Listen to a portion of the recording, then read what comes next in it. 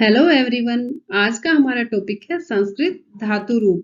आज इस वीडियो में मैं आपको वो शॉर्ट ट्रिक बताऊंगी जिससे आप इन सभी धातुओं को याद तो कर ही पाएंगे, साथ साथ में लिख भी पाएंगे और लिखने में आपकी किसी मात्रा, हलन, विसर्ग की कोई गलती नहीं होगी। बस वीडियो लास्ट तक देखनी पड़ेगी, तभी समझ में आएगा। सबसे पहले हम देखते हैं कि धातु क्या है। क्रियापद के मूल रूप को संस्कृत में धातु कहते हैं। ये सब नीचे दी हुई है, ये सभी धातुएं हैं, यानी कि ये सब क्रियापद का मूल रूप है। क्रिया जिससे किसी काम का करना या होना पाया जाए, वो पद यानी कि वो शब्द। संस्कृत में धातु जो है हमारी तीन तरह की होती है। एक प्रश्मयीपदी, दूसरी है आत्मनेपदी और तीसरी है उभयपदी धातुएं।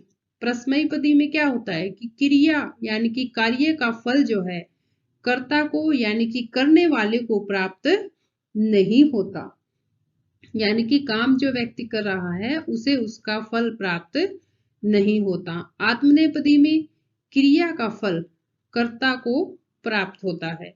उभयपदी में ये दोनों ही तरह की धातुएं आ जाती है, यानी कि जो शब्द प्रश्मयीपदी में भी चलता है और आत्मनेपदी में भी जिसकी धातु बनती है। लकार हमारे 10 हैं, उन्हें हम गण भी कहते हैं। वो वीडियो के लास्ट में मैंने उनको याद करने का तरीका भी बताया हुआ है, शॉर्ट ट्रिक। लेकिन ये 5 जो है ये हमारे मुख्य लकार है। हम इनको करेंगे। पहला है लट लकार है, वर्तमान काल यानी कि प्रेजेंट टेंस के लिए इसका प्रयोग किया जाता है। दूसरा है लिट लकार है, भविष्य काल, फ्यूचर टेंस।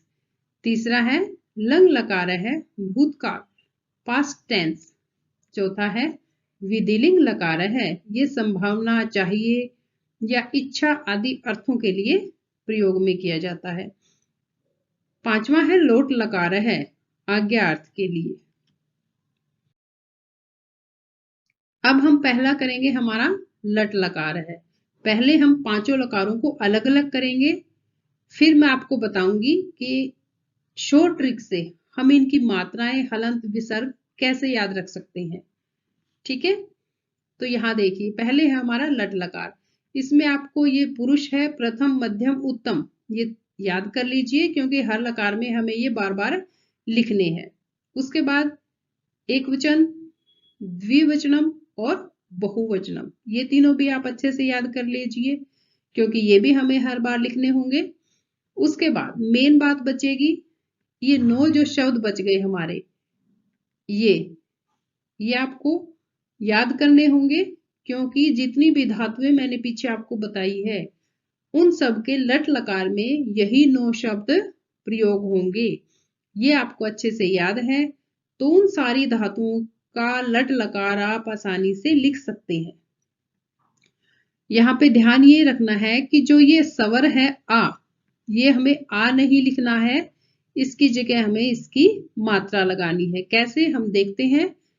एग्जाम्पल्स में है हमारा पठ, यानी कि पठ धातु रूप हम करेंगे तो हम ये सब इसके साथ लगा देते हैं।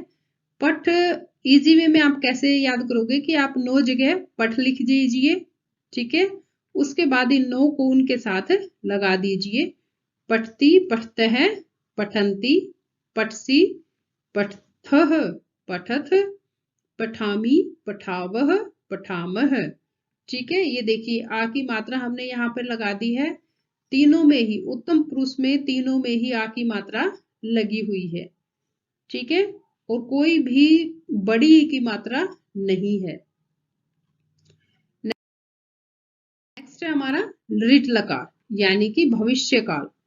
इसमें आपको याद करने पड़ेंगे ये 9 शब्द, और फिर वो जो मैंने बताए थे शब्द, वो सारी धातुएं हम इन 9 शब्दों के साथ उन सब धातुओं के लिट लकार को हम कर सकते हैं। इष्यति, इष्यतः, इष्यन्ति, इष्यसि, इष्यथः, इष्यथ, इष्यामि, इष्यावः, इष्यामः। पठ है, इसके साथ हम कैसे लगाएंगे, पठिष्यति, क्योंकि ई जो है जैसे आ की मात्रा लगाई थी वैसे ही ई है तो ई की छोटी ई की मात्रा हम उसके साथ लगा देंगे। जैसे पठ है तो पठी कर देंगे, पठीष्यति, पठीष्यत है। नीचे देखिए एग्जाम्पल्स में, पठीष्यति, पठीष्यत है, पठीष्यन्ति, पठिष्यसि, पठिष्यथ है, पठिष्यथ, पठिष्यामि, पठिष्यावः, पठिष्यामः। नेक्स्ट नेक्स्ट है हमारा लंग लकार। यहाँ पे लंग लकार यानी कि ये लंगड़ा है, इसके पांव में चोट लगी हुई है, तो इसको सहारे की आवश्यकता है। चोट लगी हुई है तो अच्छे से नहीं चल सकता ना, तो हम इसके सामने कोई भी जो शब्द है हमारा, धातु है हमारी, उसके सामने हम पहले ए लगा देंगे, नो के नो शब्दों में। ठीक है, उसके बाद हम लगाएंगे तय, ताम, न, विसर्ग, तम, तय, मैं, आव, आम। ठीक है, जैसे पठ है हमारा, तो सबसे पहले हम इसके सामने ए लगाएंगे तो क्या बन जाएगा, ए पठ। नो जगह हम इसको लिख देंगे। उसके बाद हम ए पठत, ए पठताम, ए पठन, ए पठह, ए पठतम, ए पठत, ए पठम, ए पठाव, ए पठाम। ठीक है, अब देख, अब नेक्स्ट हमारा विधिलिंग लकार है। लंग लकार में ए लगा हुआ था धातु के पहले, जैसे पठ है तो ए पठ बन गया था। यहाँ पे क्या है कि ए लगा हुआ है, लेकिन ध्यान क्या रखना है कि विधिलिंग 3 मात्राएं है ना, तो हमें भी एक मात्रा लगा देनी है। ई की नहीं, हम ए की लगाएंगे, लेकिन कोई भी धातु है तो उसके बाद में लगाएंगे। जैसे पठ है तो क्या बना देंगे, पठे, ए की मात्रा लग जाएगी, नो की नो जगह। ठीक है, और उसके बाद हम लिखेंगे तय, ताम, यू, विसर्ग, तम, तय, यम,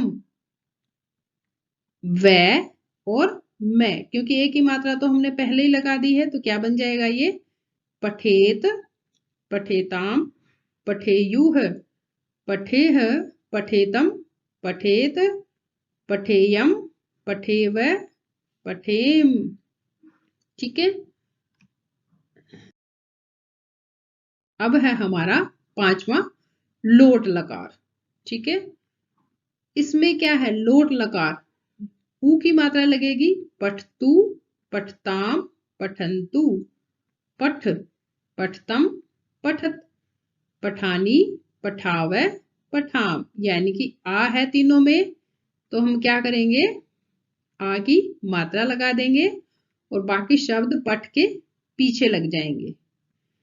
यहाँ पे ध्यान रखना है कि इनमें हम 2 शब्द ये एक्स्ट्रा है, यानी कि ये भी हम लगा सकते हैं। पठतात, प्रथम और मध्यम में हम पठतात लिख सकते हैं।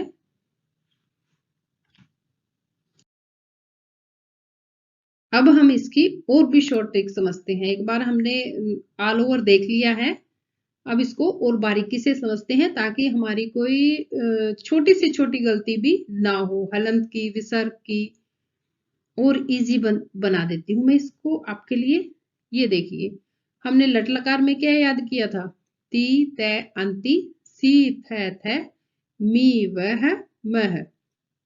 आ का था मात्रा, आ की मात्रा लगी थी, और सेम लृट लकार में भी है, सिर्फ इश्य है पहले, उसके बाद ये सेम ही लट लकार वाले शब्द यहाँ पर आ गए हैं। और दूसरी बात कि जो ये विसर्ग है, ये भी यही है, द्विवचन की कंप्लीट लाइन है और एक बहुवचन है।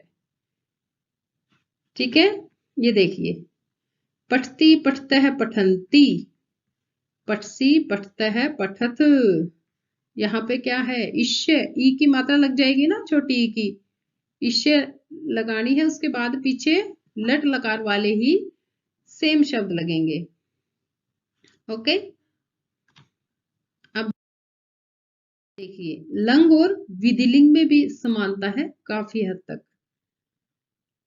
क्या समानता है कि लंग लकार में मैंने बताया था कि इसको चोट लगी हुई है तो ए का सहारा तो हमें देना ही है, यानी कि कोई भी धातु है उसके सामने हम ए अवश्य लिखेंगे, जो मैंने बताई थी उन धातुओं में।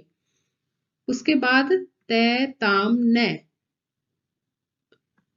ऐसे नहीं याद करेंगे हम इसको लंबाई वाली सीरीज में याद करेंगे। तय प्रथम में, मध्यम में विसर्ग है और उत्तम में मैं है। यहाँ पे क्या है? तय मध्यम में विसर्ग है और उत्तम में मैं है। ठीक है, वहां पे ए था और विधिलिंग में ए की मात्रा है। नेक्स्ट, द्विवचन में ताम तम वै। इधर क्या है? ताम तम वै। ए को तो हटा दीजिए क्योंकि इधर ए, लेकिन यहां ध्यान ये रखना है कि लंग लकार में कि ए जो है वो धातु से पहले लगेगा और ए जो है वो धातु के लास्ट में ही जुड़ेगा, जैसे पठेत, पठे। ठीक है, तो तय विसर्ग मैं, उसके बाद था ताम तम वै, यहां भी है ताम तम वै। लास्ट लाइन में है न तय आम, यहां पे क्या है? यू है, ये चेंज हो गया। फिर है तय और मैं, ये दोनों सेम है। अब अपने एग्जाम्पल में देखते हैं। पठ में ए पठत, ए पठताम, ए पठन। तो इसमें क्या है? तय विसर्ग मैं, फर्स्ट लाइन हमारी कंप्लीट हो गई। लेकिन यहाँ पर बहु उत्तम पुरुष में यह जो है वो एक्स्ट्रा है, ये ध्यान रखना। और द्विवचन की लाइन सेम है, ताम तम वै। ए तो हमने देख ही लिया था, उसमें ए और यहाँ ए की मात्रा, लेकिन बाकी सब सेम है। बहुवचन में न, ये भी हम देख चुके हैं कि यहां पर क्या है? यह है। ओके, वहां पे क्या बदला था? न। सेकंड तय और थर्ड मैं, पठेम। तो यहाँ पे परिवर्तन क्या हुआ? बाकी सब तो सेम है। एक तो प्रथम का बहुवचन यू, पठेयू और विसर्ग लगेंगे, जबकि लंग लकार में पठन न है और हलंत है। उत्तम पुरुष के एक वचन में मैं तो है, लेकिन उससे पहले ये आएगा, जो कि प्रथम के बहुवचन में है ये, वहां पे यू है, यहाँ पे अकेला ये आ जाएगा, ये ध्यान रखना है। हलंत विसर्ग हलंत वही सेम नीचे है, हलंत हलंत वही नीचे है, विधिलिंग में और लंग में। और विधिलिंग में विसर्ग है और लंग लकार में हलंत है। ये थोड़ा सा आपको ध्यान रखना पड़ेगा दो एक शब्दों का, बाकी सेम है। नेक्स्ट हमारा बच गया लोट लकार। ये सबसे अलग है, थोड़ा सा अलग है सबसे, इतना तो नहीं है। लंग लकार और विधिलिंग से हम इसका थोड़ा सा मेल कर सकते हैं। जैसे बीच की लाइन आप देख सकते हैं लंग लकार की, ताम तम वै। ठीक है, यहां भी वही है, पठ ताम तम वै। ओके, नेक्स्ट फर्स्ट लाइन है पठत ए पठ है ए पठम। यहाँ पे तय है लेकिन लोट लकार है, लोट गया है तो ऊ की मात्रा साथ लगेगी, पठतू। पठ है, विसर्ग हट जाएंगे, पठ और पठानी है तो ये ध्यान रखना पड़ेगा, नी आ जाएगा यहाँ पे, पठानी, वहां पे है पठा पठम। और बहुवचन में क्या है? फर्स्ट वर्ड तो चेंज है ही है, फर्स्ट वर्ड तो लंग लकार विधिलिंग का और लोट लकार का तीनों के अलग अलग है। लंग लकार में फिर भी न है, यहाँ न के साथ तय भी जुड़ा हुआ है। सेकंड है तय, ये मैच करेगा। नेक्स्ट है पठाम, ये भी मैच करेगा। ध्यान क्या रखना है कि यहाँ पे लास्ट में तीनों में आ है मात्रा, यहाँ भी आ की मात्रा है तीनों में। लंग लकार में सिर्फ सेकंड और थर्ड में आ की मात्रा है। विधिलिंग में कोई आ की मात्रा नहीं है। लोट लकार में फिर तीनों में आ की मात्रा है। और ई की जो मात्राएं लगी हुई है पूरी धातु रूप में, वो छोटी ई की है, कहीं भी बड़ी ई की मात्रा नहीं है। अब ये जो मैंने स्टार्टिंग में आपको धातुएं दिखाई थी, प्रश्मयी पदी की धातुएं, इन सभी धातुओं को हम इस तरीके से कर सकते हैं। इन सब के अर्थ और जिस शब्द से ये स्टार्ट होगी वो मैंने यहां पर दे दिए हैं। अब है लकार। लकार जो है यानी कि जो धातु रूप के लकार है, लट लकार, लृट लकार, वो हमारे 10 होते हैं, जिन्हें हम गण के नाम से भी जानते हैं। इनको याद करने का इजी तरीका ये है कि ये सभी लय से आरंभ होते हैं। फर्स्ट जो 6 है उनके अंत में हम तय लिख देंगे और लास्ट के 4 में अंगह लिख देंगे, ये देखिए। और लास्ट के 4 में अंगह लिख देंगे। स्टार्टिंग सबकी लय से ही है। बीच में हम क्या लिखेंगे, तो यहाँ पे मैंने लिख दिया है ए ई उ री ए ओ, और लास्ट के 4 में फर्स्ट के 4 वर्ड जो है वो रिपीट हो जाएंगे और ये हमारी 10 की 10 धातुओं के नाम आ जाएंगे। लिंग लकार है, इसके 2 भेद होते हैं, एक आश्रित लिंग और एक विधि लिंग। हम विधि लिंग करते हैं अपनी मुख्य धातुओं में, लकारों में, तो विधि लिंग जो है वो लिंग लकार का ही एक भेद होता है।